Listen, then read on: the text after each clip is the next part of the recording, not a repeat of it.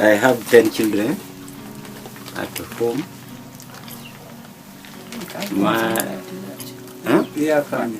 I'm coming from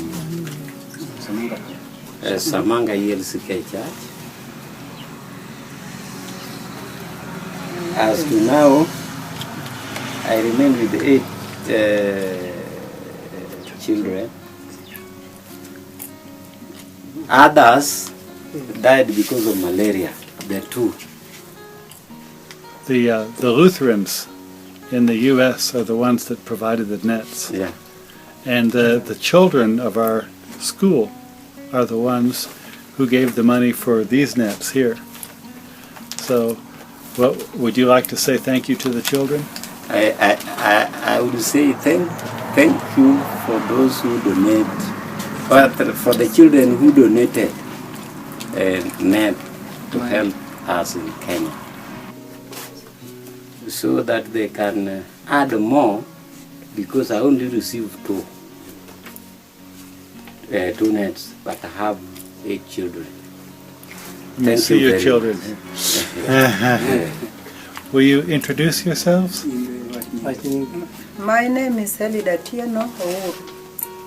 I'm coming from Samanga Lutheran Church. Now I was having 10 children, but 2 have died because of malaria. So now I remain with 8. So I thank the Americans who help us with the nets.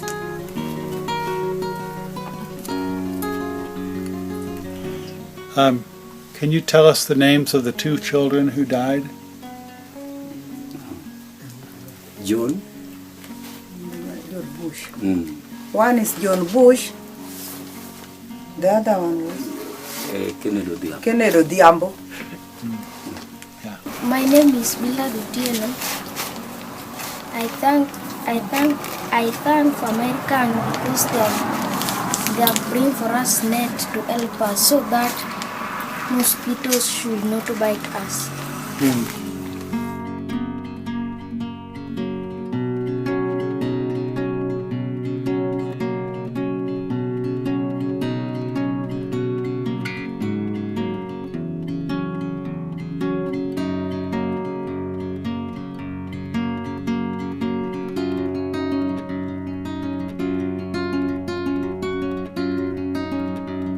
Hi, my name is Rachel. I've been a part of Salem Church for the past year now.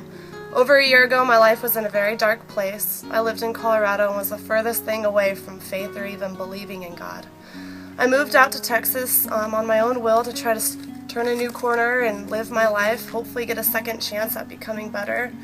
Right after I moved down here, I was fortunate enough to meet Justin and Heather Gordy. I've been a caregiver for Justin for over a year now.